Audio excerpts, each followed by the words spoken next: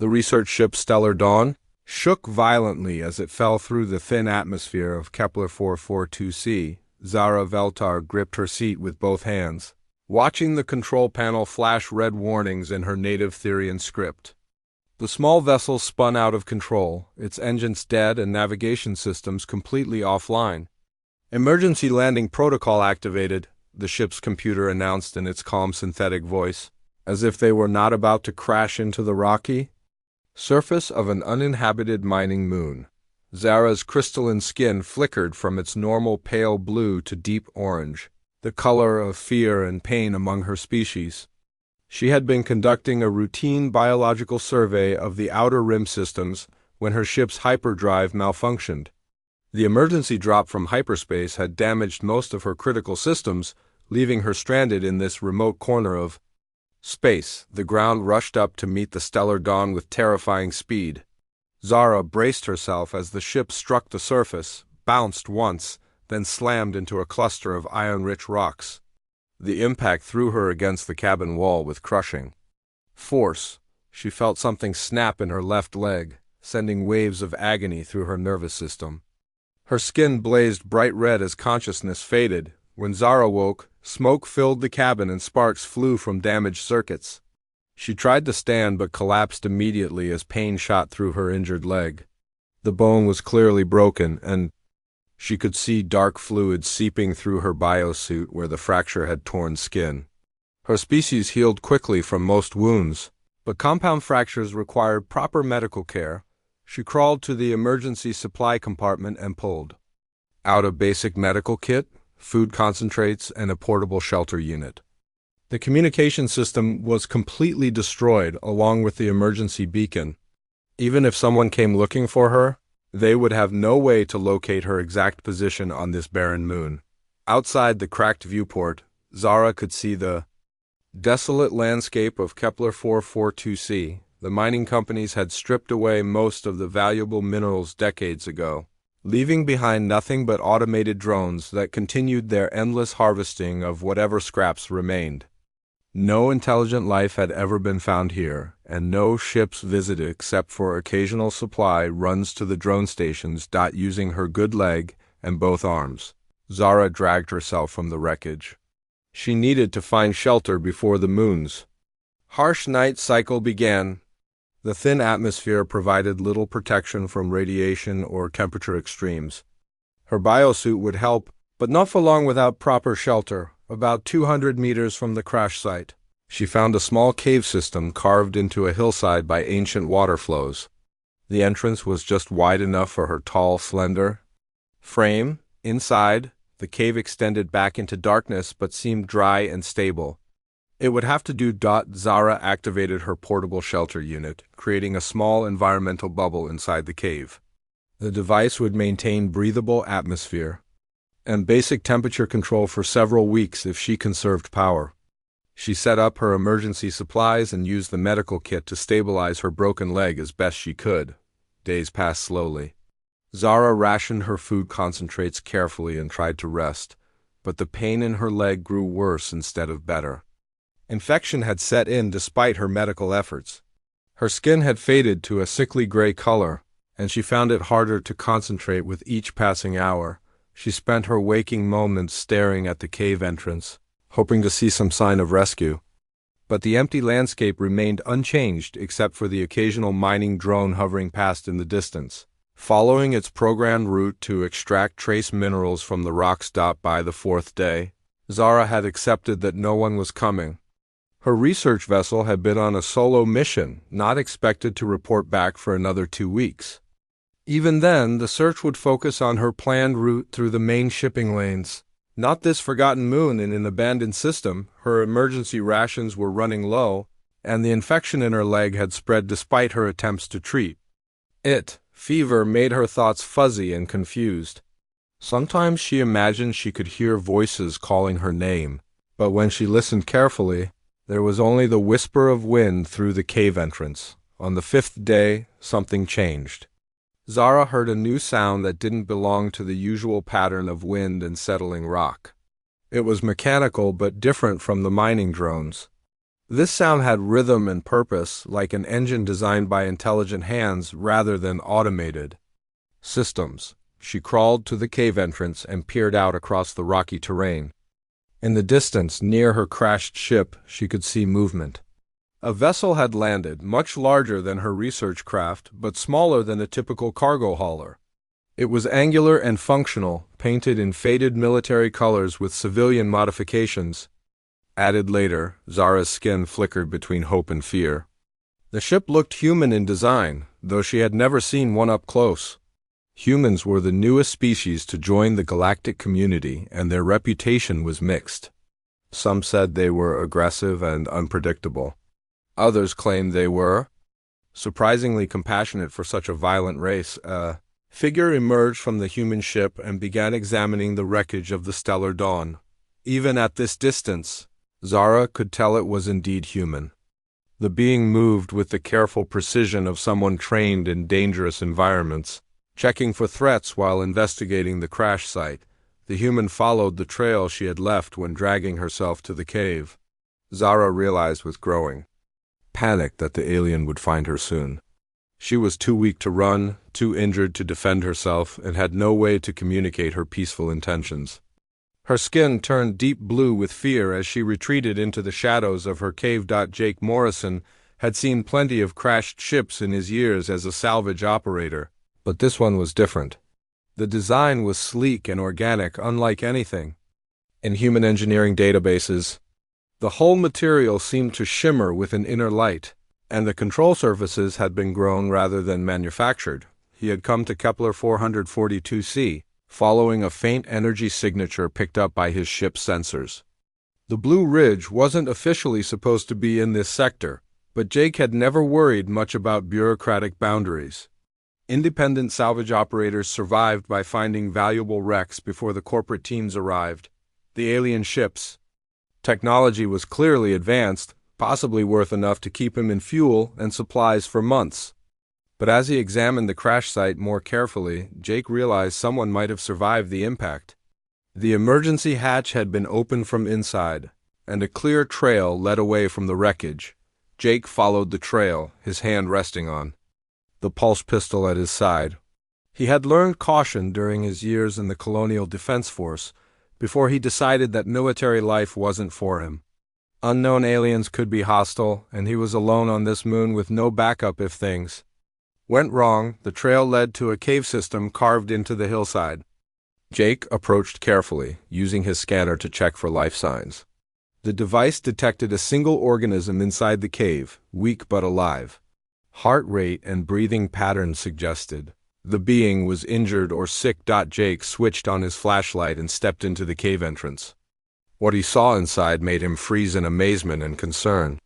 A tall, graceful figure huddled against the far wall, skin like living crystal that shifted through colors as he watched. The being was clearly intelligent, clearly afraid, and clearly hurt. Their eyes met across the small space of the cave. Jake slowly raised his hands, hoping the gesture would be understood as peaceful.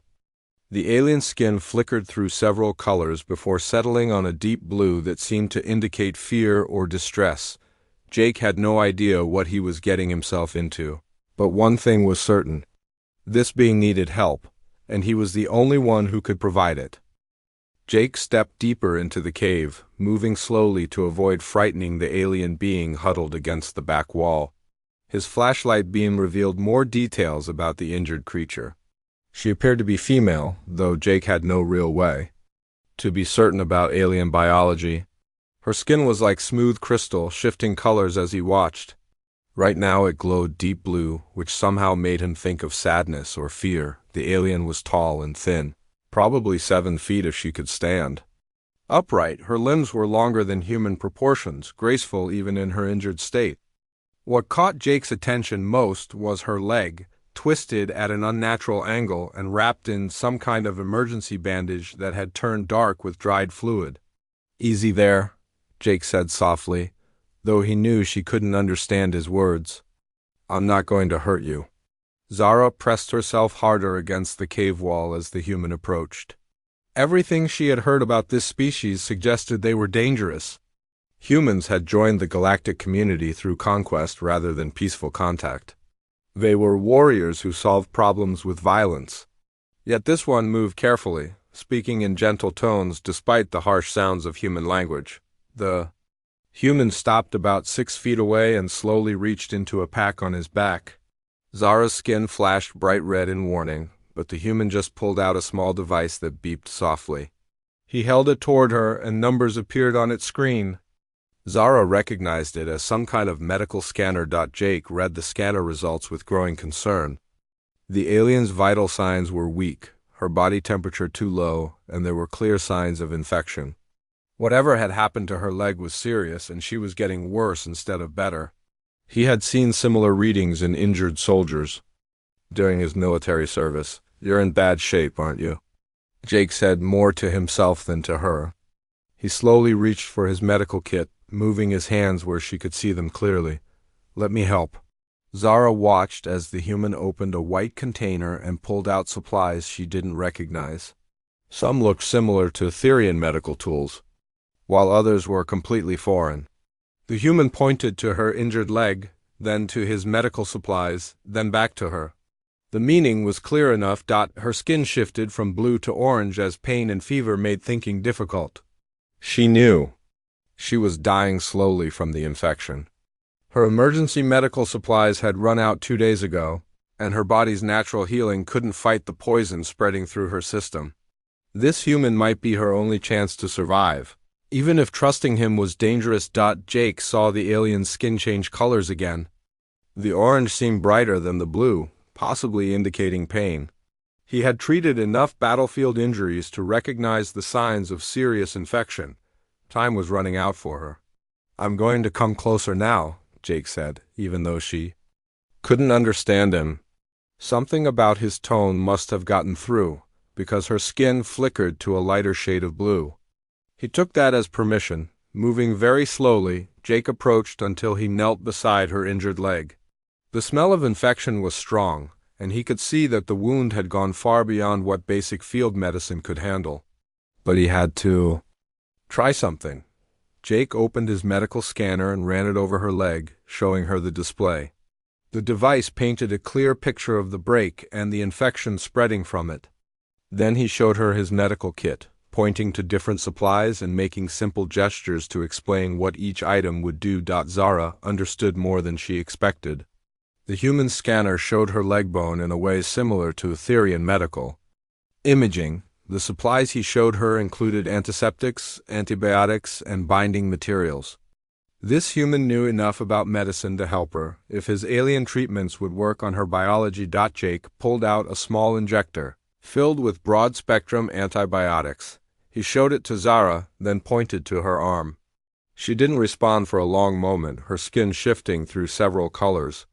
Finally, she extended her arm toward him. The injection site Jake chose was similar to where he would place one on a human. Zara's skin felt warm and slightly rough like textured glass. The antibiotic went in smoothly, and he watched her skin change to a soft green color around the injection site. He hoped that was a good sign. Next came the difficult part. Jake needed to clean and rebandage her leg wound, which meant removing the makeshift bandages she had applied. He showed her a bottle of antiseptic and cloth wipes, gesturing to indicate that it would hurt but was necessary.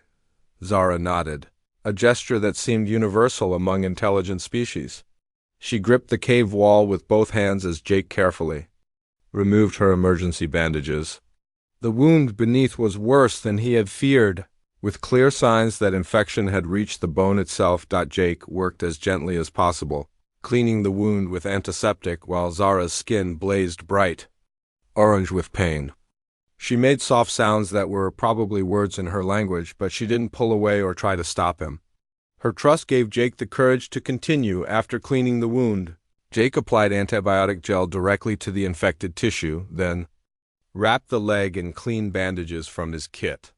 The fracture itself needed more help than he could provide in a cave, but at least he could fight the infection and stabilize the bone. Jake pulled out a collapsible splint and showed it to Zara. She seemed to understand its purpose and helped him position it correctly along her leg. Working together, they secured the splint with medical tape, creating a rigid support that would prevent further damage to the broken bone. Throughout the medical treatment, Jake found himself studying Zara's color changes. The bright orange clearly meant pain, the deep blue seemed to indicate fear or sadness. The green that appeared when he helped her might mean gratitude or relief. He was starting to read her emotions through her skin. When the medical work was finished, Jake sat back and wiped sweat from his forehead. Zara's skin had settled into a pale blue-green color that felt calmer than the previous shades. She looked at him with large eyes that seemed to hold intelligence and curiosity along with gratitude. Jake pulled food and water from his pack and offered them to Zara. She accepted the water gratefully, but looked uncertain about the human food rations. Jake took a bite of one to show it was safe, then offered it again. Zara tried a small piece, made a face that was probably universal for taste terrible, but ate more anyway. As they shared the simple meal, Jake began pointing to objects and saying their names in English. "Water," he said, holding up his bottle. "Food," he said, indicating the rations. Zara repeated the words in her musical voice, then began teaching him Therian words in return. "Zara," she said, touching her chest. Jake understood that she was telling him her name. "Jake," he replied, touching his own chest. Her skin flickered to a warm green color that he was learning meant happiness or contentment. They spent the next few hours exchanging basic words and concepts.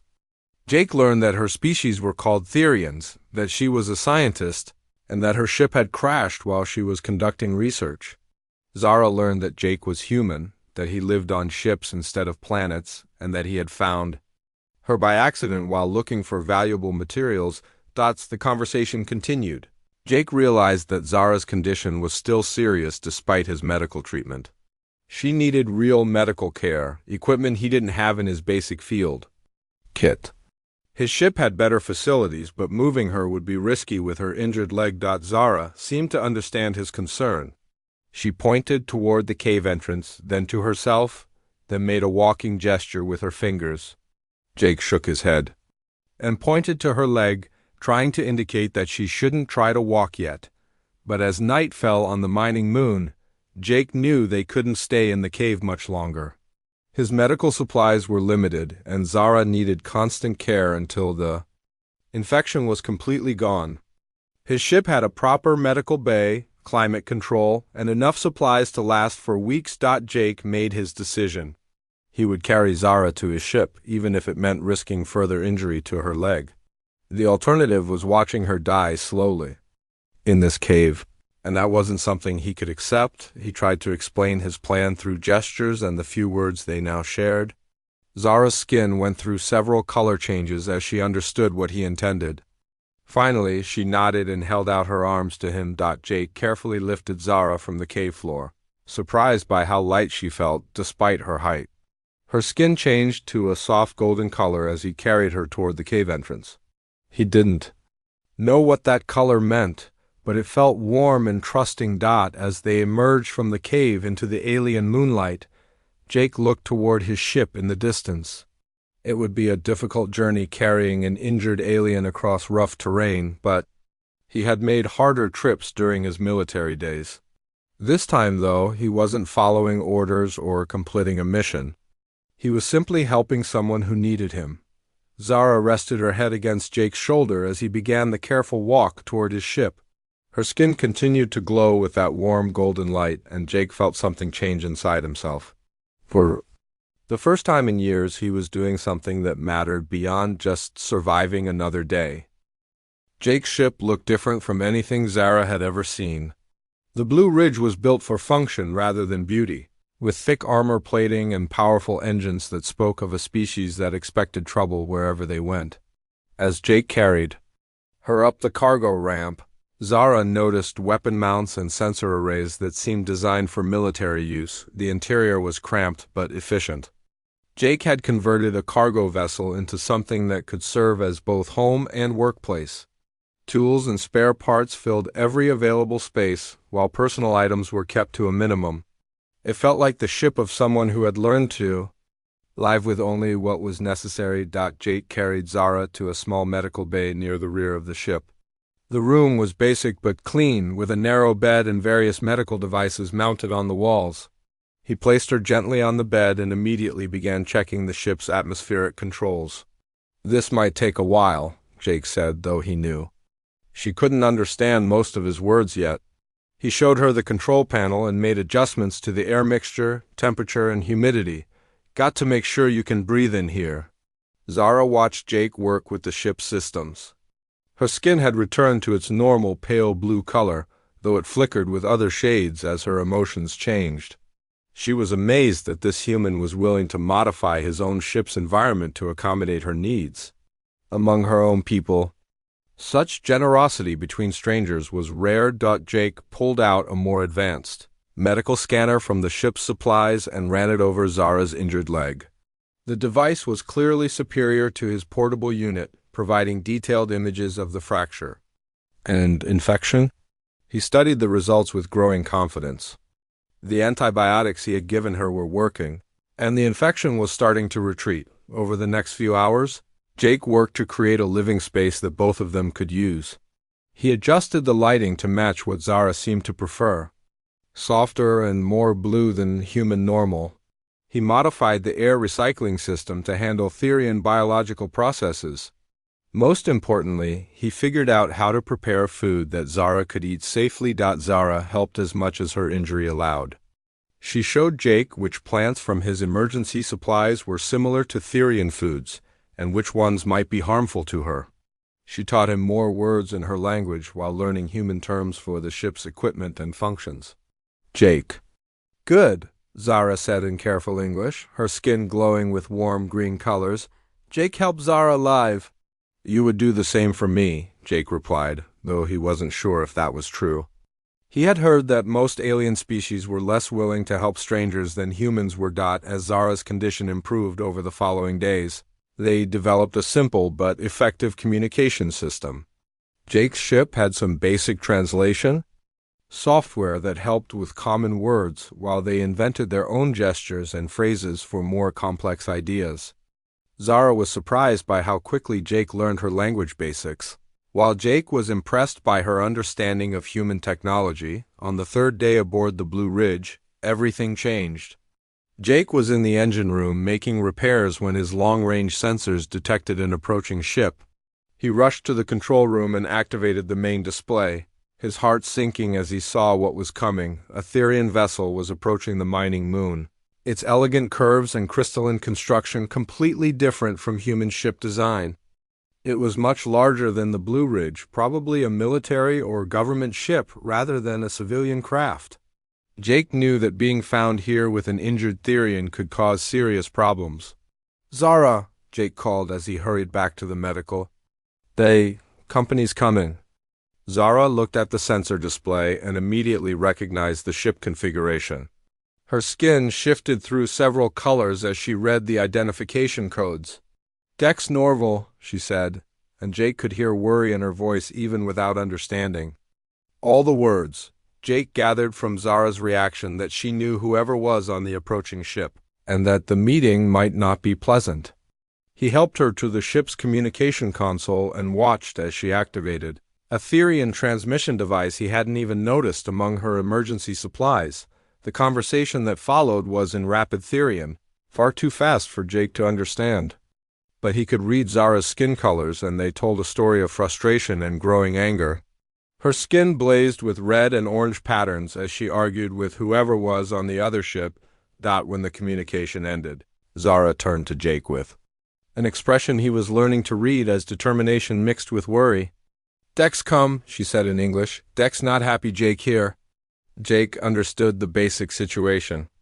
Zara's people had come to rescue her, but they weren't pleased to find a human in what was probably restricted space. He had been in similar situations during his military service. When good intentions ran up against bureaucratic rules and suspicion, the Therian ship landed near the Blue Ridge with barely a sound. Jake watched through his viewports as elegant figures in environmental suits approached his vessel. They moved with the fluid grace he was learning to associate with Zara's species, but their body language seemed tense and suspicious. Jake activated his ship's external speakers and tried to communicate in the few Therian words he had learned. The response was immediate and clearly hostile, though he couldn't understand the specific words. Zara placed her hand on his arm and shook her head. "Zara, talk first," she said. "Jake, wait." The main hatch of the Blue Ridge opened and 3 Therians entered the ship. The leader was clearly male, taller than Zara, and with skin that shifted between deep blue and angry red. The other 2 appeared to be soldiers or security officers, their hands resting on weapons that Jake didn't recognize but understood were dangerous. The leader spoke to Zara in rapid Therian, his skin colors showing anger and what looked like jealousy. Jake caught his own name mentioned several times, along with words that probably weren't complimentary. Zara responded with equal intensity, her own skin blazing with defensive colors. Jake stood back and tried to look non-threatening while the argument continued. He could see that the Therian leader, who was probably this Dex that Zara had mentioned, was questioning her about everything that had happened. The 2 security officers kept their eyes on Jake, ready to act if he made any sudden moves. Finally, Zara turned to Jake and tried to explain the situation in their mixed language of English, Therian, and gestures. "Dex say Jake spy? Dex say Jake take Zara prisoner." Zara say no, Jake save Zara life. Jake understood the problem. From the outside, it would look suspicious that a human salvage operator just happened to find a crashed Therian scientist in restricted space. The fact that he had been in the area looking for valuable salvage probably didn't help his case. Dex spoke again, this time directing his words at Jake in heavily accented English. "Human, you will come with us for questioning. Your presence in Therian space requires investigation." "I was helping her," Jake replied, keeping his voice calm despite his growing anger. "She was dying when I found her." "That is what will be determined," Dex said coldly. His skin had settled into a pattern of blue and purple that seemed to indicate official authority. "You will surrender your weapons and accompany us to our ship." Jake looked at Zara, who was clearly distressed by this turn of events. Her skin had gone pale with spots of bright orange, colors he now associated with pain and fear. She spoke rapidly to Dex, gesturing toward Jake and then to her healing leg, obviously trying to convince him that Jake had helped rather than harmed her, but Dex seemed unmoved by her arguments. He gestured to his security officers, who stepped forward with devices that were clearly meant to restrain prisoners. Jake realized that his good deed was about to land him in serious trouble with an alien government that probably had little reason to trust humans. "It's okay, Zara," Jake said, raising his hands to show he wouldn't resist. "I'll go with them. Just tell them the truth about what happened." Zara's skin flashed with bright red anger as the Therian officers placed restraints on Jake's wrists. She spoke sharply to Dex, her voice carrying an authority that Jake hadn't heard before. For a moment, Dex seemed to hesitate, but then his skin returned to its official blue-purple pattern. "The human will be treated fairly," Dex said to Zara, "but he must answer questions about his presence here and his intentions toward you."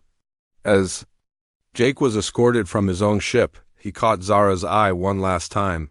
Her skin was cycling through colors he had never seen before, patterns that seemed to indicate strong emotion and determination.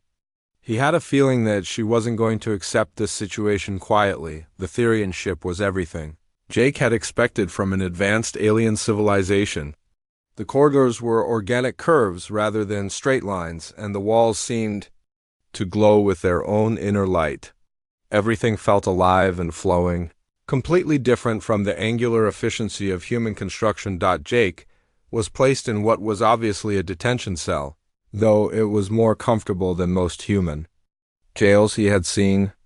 The walls were a soft blue color that seemed designed to be calming, and the furniture appeared to have grown from the floor rather than being built separately through a transparent wall. Jake could see other areas of the ship where Therian crew members went about their duties. Jake sat in his comfortable prison cell aboard the Therian ship, watching the crew members move through the corridors beyond the transparent wall. Their skin colors shifted constantly as they communicated with each other, creating patterns of light that were almost hypnotic to watch.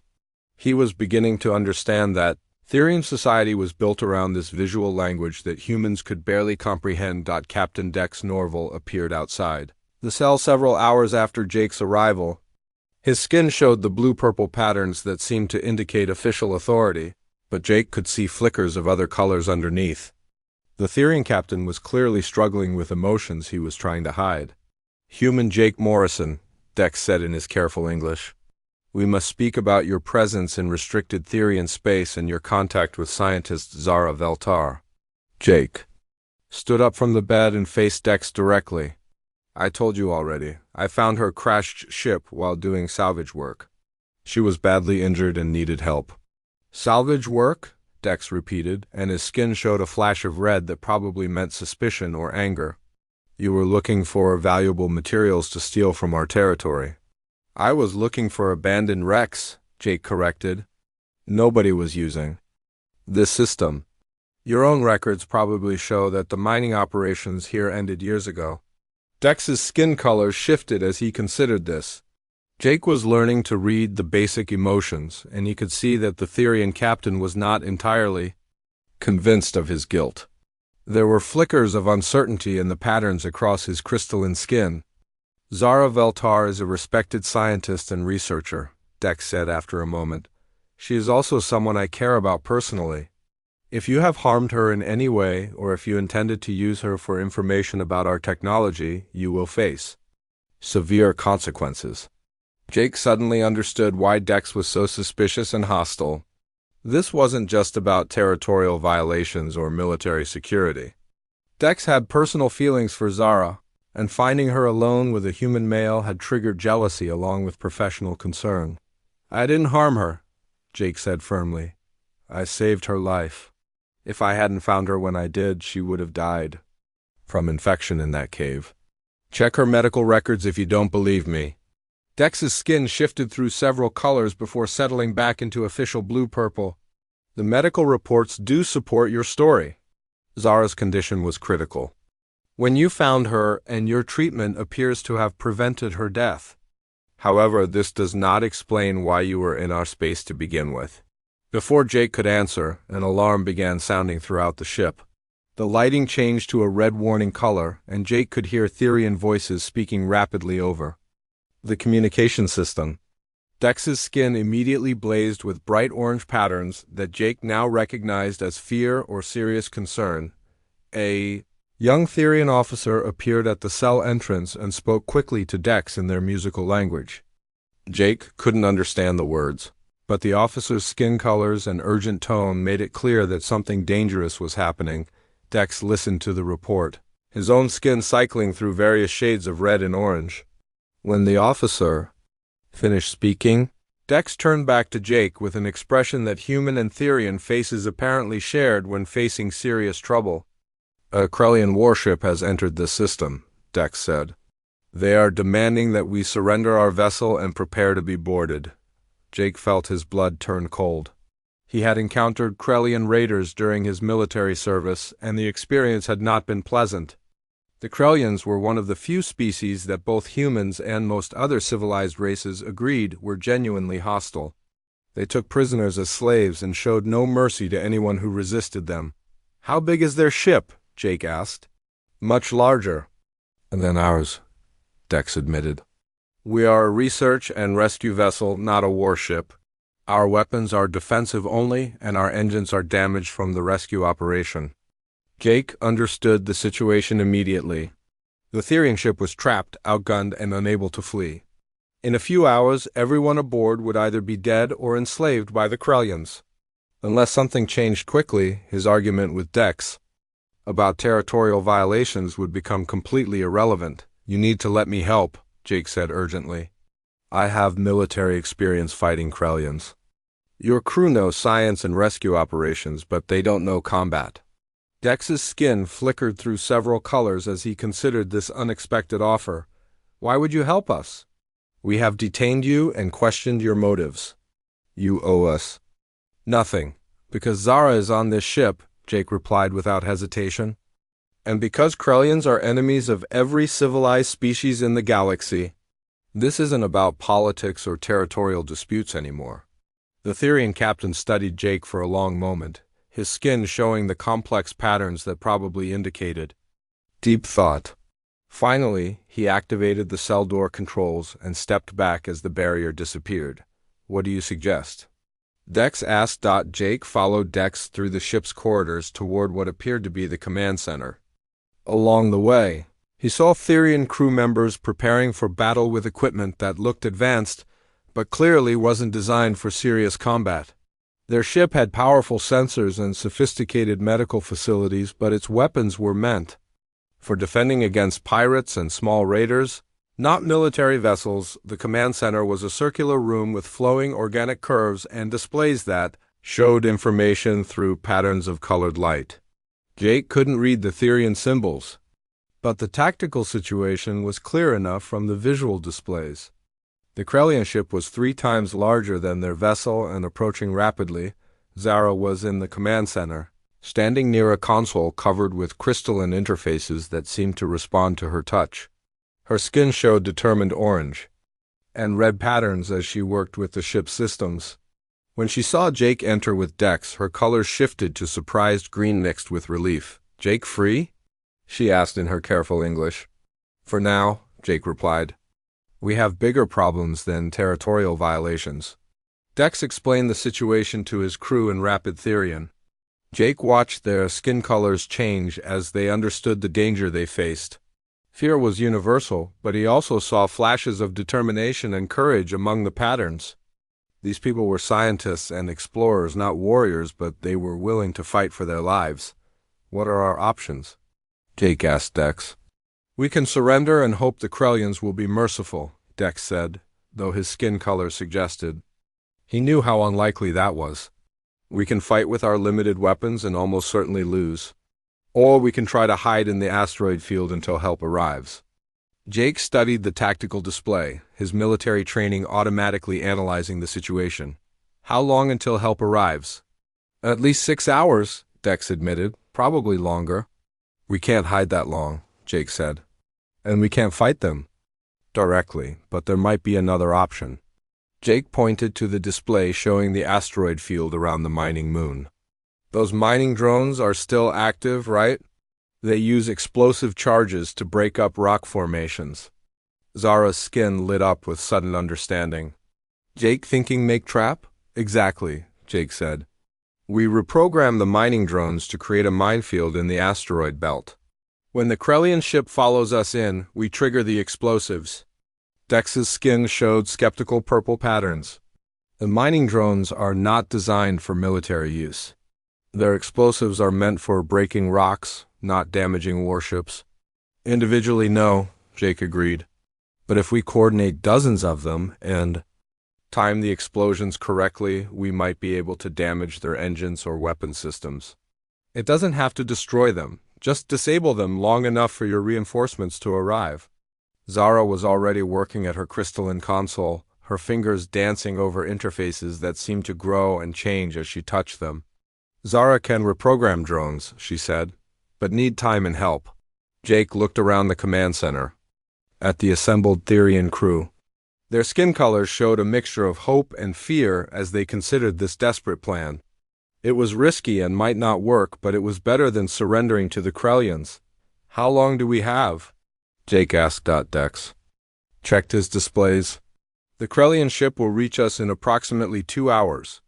"Then we better get started," Jake said.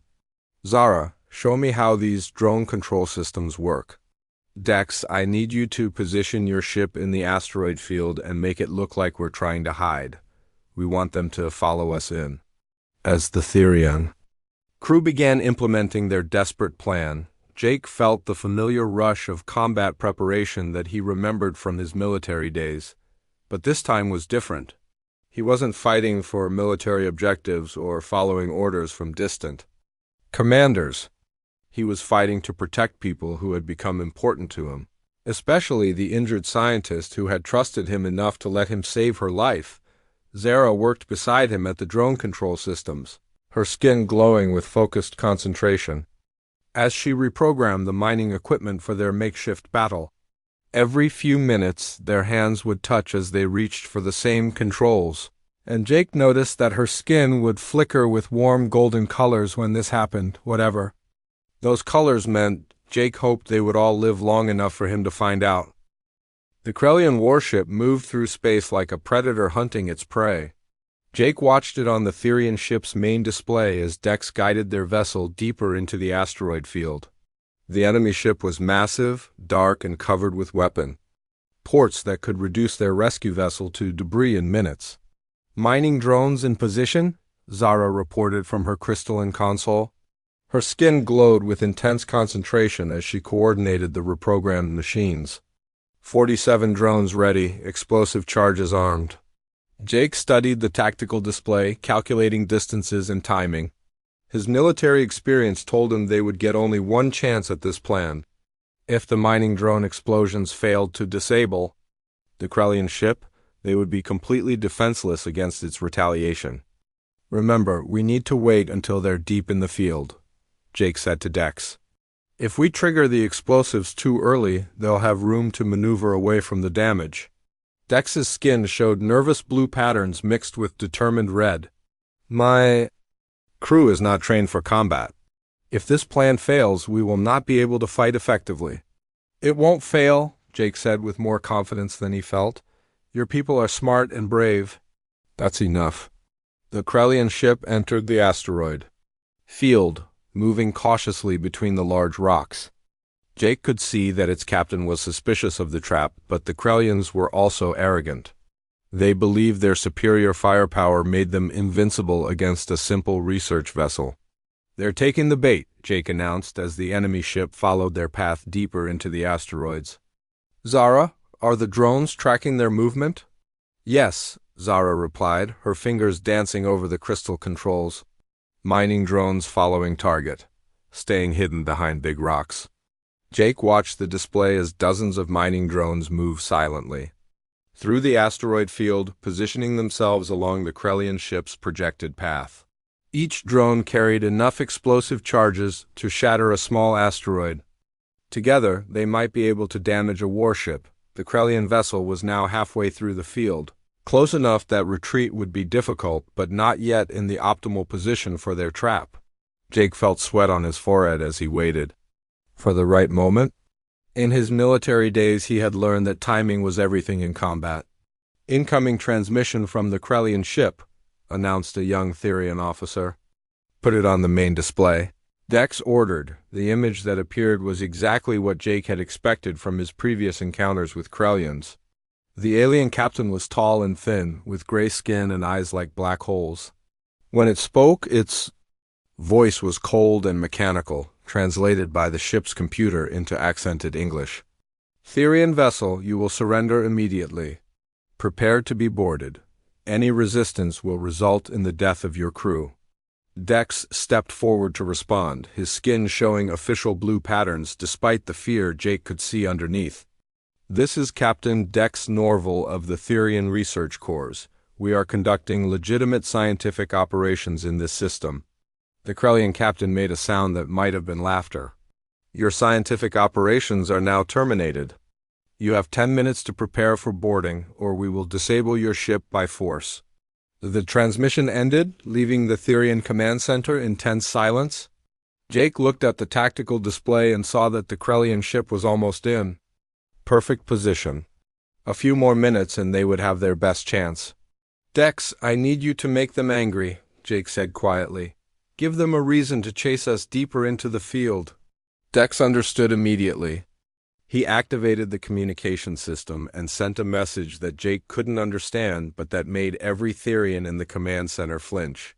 From their reactions, Jake guessed that Dex had just seriously insulted the Krellian captain's ancestry. The response was immediate and explosive. The Krellian ship accelerated toward them, firing warning shots that lit up the asteroids around them. Jake could see the enemy captain's rage even through the alien features displayed on their screen. "Now, they're committed," Jake said with satisfaction. "Zara, how long until they reach the optimal position?"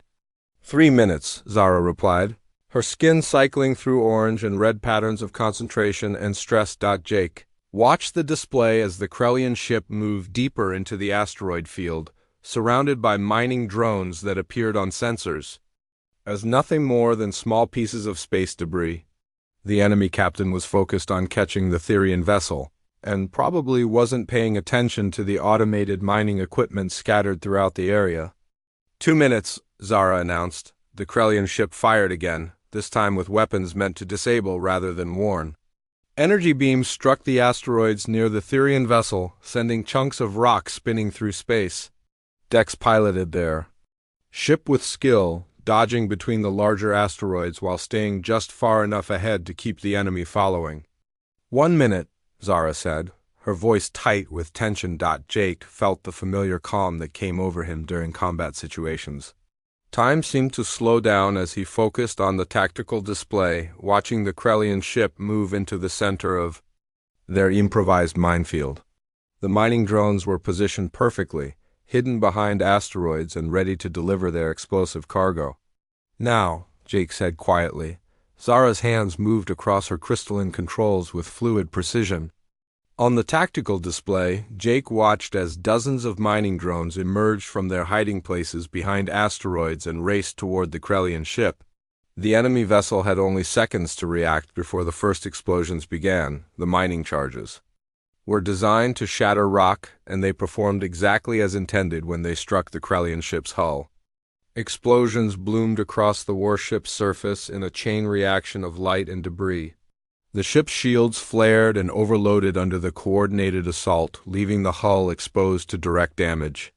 "Primary weapons offline," reported a Therian officer, reading the enemy ship's status from their sensors. "Engine power reduced by 60%. They're dead in space." Jake allowed himself a moment of satisfaction as he watched the crippled Krellian vessel drift helplessly among the asteroids. The plan had worked better than he had dared to hope. The mining drone explosions had damaged the ship's weapons and engines without destroying it completely, leaving the crew alive but unable to continue their attack. "Excellent work," Dex said, his skin glowing with relief and admiration. "Your strategy saved all our lives." "It was a team effort," Jake replied, looking at Zara. "I couldn't have reprogrammed those drones without her help." Zara's skin showed the warm golden colors that Jake was learning to associate with happiness and something deeper. "Jake and Zara work good together," she said in her careful English. Before anyone could respond, new contacts appeared on the tactical display. 3 Therian military vessels were approaching the system, responding to Dex's earlier distress call. The reinforcements had arrived just in time to deal with the disabled Krellian ship. Over the next few hours, Jake watched as the Therian military took control of the situation. The Krellian crew was captured and their ship secured for investigation. Captain Dex gave a detailed report of the battle, making sure to emphasize Jake's crucial role in developing the strategy that had saved them all. Admiral Castalvin, the commander of the Therian task force, was a stern older female whose skin showed the deep blue patterns of high authority. She questioned Jake extensively about his background and his presence in Therian space, but her tone was respectful rather than suspicious. "Your actions during this crisis have demonstrated that humans can be trusted allies," Admiral Talvin said finally. "The Therian Council will want to discuss establishing formal diplomatic relations with your species." Jake was surprised by this development. "I'm just a salvage operator. I don't represent the human government." "Perhaps not officially," the Admiral replied. "But you have shown us what humans are capable of when they choose to help rather than harm. That is worth more than any diplomatic treaty." Later, as the military vessels prepared to depart, Jake found himself alone with Zara in the medical bay where their adventure had begun. Her leg had healed completely during their time together, and she no longer needed the medical equipment that had saved her life. "What happens now?" Jake asked.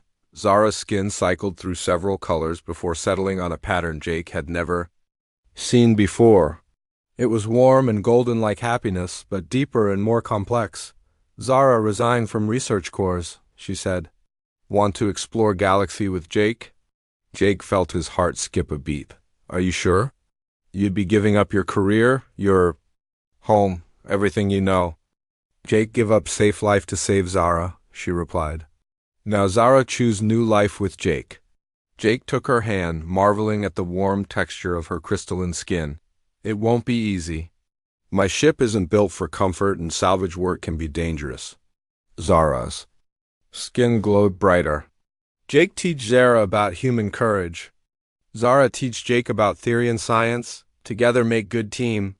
6 months later, the Blue Ridge had been transformed. Therian crystal technology enhanced its sensors and engines, while human engineering improved its durability and weapon systems.